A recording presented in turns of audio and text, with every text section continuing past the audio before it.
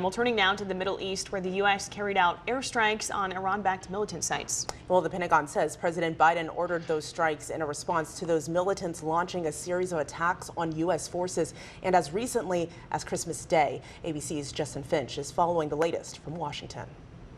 In Washington, the Defense Department revealing President Biden himself gave the order last night for the U.S. to strike Iran-backed militants operating in Iraq. The Defense Department says those U.S. airstrikes leveled at least 3 sites used by the Iran-backed paramilitary group Hezbollah brigades. The U.S. responding to frequent attacks on American and coalition forces in the region, including a Christmas Day attack. The Pentagon says a self-detonating drone wounded 3 service members at a U.S. base in northern Iraq, one of them left in critical condition. The White House says the president was immediately briefed on that attack and later called for those strikes, which focused on sites tied to the group's use of drones. The Pentagon says since the start of the Israel-Hamas war, there have been more than 100 attacks on U.S. and coalition troops in Iraq and Syria.